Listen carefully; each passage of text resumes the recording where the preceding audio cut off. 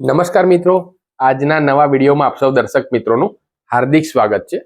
ઘણા લોકોને મિત્રો આ બદલાતી સિઝનમાં ગળામાં દુખાવો, છાતીમાં મિત્રો કફ જામી જાય, ગળામાં કફ જામી જવાની તકલીફ થતી હોય છે અને ખાસ કરીને જેની પ્રકૃતિ મિત્રો કફવાળી હોય, કફની પ્રકૃતિ ધરાવતા લોકોને આ બદલાતી સિઝનમાં થોડું ઘણું પણ વાતાવરણ ઠંડુ થાય તો પણ મિત્રો બોડીમાં અને ગળામાં કફ જામી જવાની તકલીફ મિત્રો થતી જ હોય છે। તો દવા કરતાં પણ સારું પરિણામ આપે એવો તમને બેસ્ટ હોમ રેમેડી એટલે કે ઘરેલું ઉપાય તમને મિત્રો બતાવવા જઈ રહ્યો છું। એ પહેલા જો આપણી આ હેલ્થ ચેનલ પરમાર ચિરાગ પર જો નવા હો તો ફટાફટથી આવા હેલ્થના વિડીયો જોવા માટે સબસ્ક્રાઇબ કરવાનું ભૂલતા નહીં, તેમજ બાજુમાં દર્શાવેલ જે બેલ આઇકન છે તેને પણ પ્રેસ કરી દેવો, જેથી આવા જ હેલ્થના અવનવા વિડીયોની નોટિફિકેશન આપણને સમયસર મળી રહે। તો ચલો મિત્રો આપણે ઉપાય જોઈએ।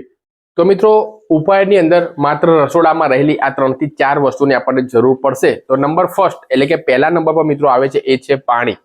પણ પાણીની અંદર તમારે કોઈ પણ જાતનું ફ્રીજનું ઠંડુ પાણી તમારે લેવાનું નથી। નોર્મલ ગરમ પાણી જે તમે રૂટીનમાં વાપરતા હોય, માટલાનું પાણી તમે મિત્રો આની અંદર લઈ શકો છો। તો એક તપેલી અથવા એક પેન હોય એ તમારે લઈ લેવાનું, તેની અંદર તમારે 1 ગ્લાસ જેટલું તમારે પાણી એડ કરી દેવાનું। ત્યારબાદ મિત્રો બીજા નંબર પર આવે છે એ છે ટર્મરિક, જેને આપણે ગુજરાતીમાં હળદર તરીકે ઓળખીએ છીએ। તો અડધી ચમચી જેટલી તમારે આ જે પાણી તમે લીધું જે તપેલીની અંદર, તેની અંદર તમારે અડધી ચમચી તમારે હળદર એડ કરી દેવાની છે।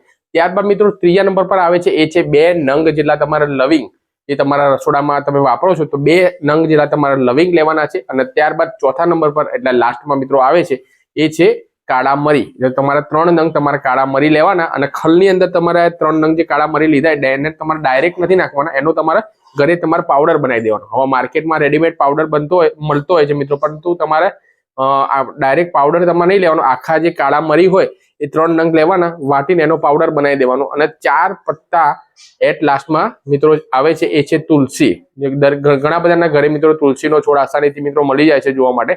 તો તમારે તુલસીના 4 થી 5 નંગ જેટલા પાના તમારે તોડી લેવાના અને એને પાણીની મદદથી ધોઈ દેવાના, જેથી કરીને ધૂળ બૂળ કંઈ ચોટ્યું હોય તો રિમૂવ થઈ જાય। તો 4 થી 5 પત્તા જે તુલસીના છે એ તમારે નાખી દેવાના અને આ ડ્રિંકને તમારે ધીમા ફ્લેમ પર તમારે એકદમ ઉકળવા દેવાનું છે। હવે આ ડ્રિંક જેટલું તમે 1 ગ્લાસ નાખ્યું તેનો અડધો ગ્લાસ થઈ જાય ત્યાં સુધી એને એકદમ ધીમા ફ્લેમ પર તમારે એટલે ધીમી આંચ પર તમારે ગરમ થવા દેવાનું છે। આ બાબતનું તમારે મિત્રો ખાસ તમારે ધ્યાન રાખવાનું છે કે ગેસ તમારે એકદમ ફાસ્ટ નથી રાખવાનો, એકદમ તમારે ધીમા ફ્લેમ પર તમારે આને એકદમ ઉકળવા દેવાનું છે। એટલે હાર્ડલી તમારે લગભગ 10 થી 15 મિનિટ જેટલો તમારો સમય લાગશે।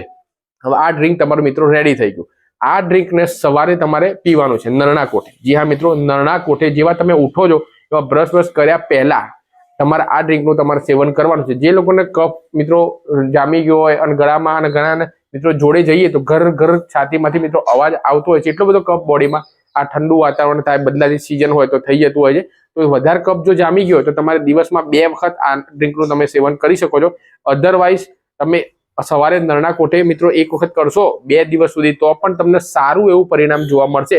અને જે લોકોને ગળામાં કફ જામી ગયો હોય, છાતીમાં કફ જામી ગયો, એના માટે કફ સિરપના દવા પીતા હોય ને તો દવા કરતા પણ મિત્રો આ હોમ રેમેડી તમને સારું પરિણામ આપશે।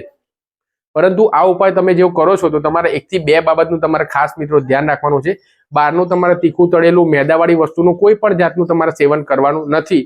અને બીજા નંબર પર મિત્રો આવે છે કે ઠંડા પીણા છે, કોલ્ડ ડ્રિંક્સ છે, એને તમારે અને ઠંડુ પાણી જે તમે પીતા હોય તો મિત્રો તમે આજથી બંધ કરી દેજો, કારણ કે ઠંડા પાણીને બધું પીશો તો ગળામાં મિત્રો દુખાવો થશે, ગળામાં સોજો આવશે, ગળામાં ઇન્ફેક્શન થશે।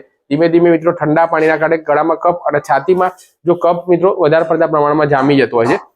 એટલે આ બદલાતી સિઝનમાં જો વારે આવું કફ જામી જવાની સમસ્યા થતી હોય તો તમારે આ સિઝનની અંદર તમારે થોડું નવશેકું એટલે હુંફાળા પાણીનું તમારે સેવન કરવાનું છે અને તમારે ઠંડા પાણીનો અને કોલ્ડ ડ્રિંકનો તમારે ત્યાગ કરી દેવાનો છે। આ એક પરેજી તમારે રાખવાની છે। અને સાથે સાથે મેં તમને જણાવ્યું આ ઉપાય તમે કરશો તો તમને દવા કરતાં પણ સારું પરિણામ જોવા મળશે। અને માત્ર 1 થી 2 દિવસમાં છાતીમાં અને ગળામાં જો કફ જામી ગયો છે તો ધીમે ધીમે બહાર નીકળી જશે।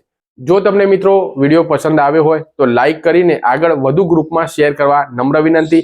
મળીએ છે નવા વિડીયોમાં નવી માહિતી સાથે। ત્યાં સુધી સ્વસ્થ રહો, મસ્ત રહો, તંદુરસ્ત રહો એવી જ મારી ભગવાનને પ્રાર્થના। થેન્ક યુ મિત્રો, જય Hind, have a nice day.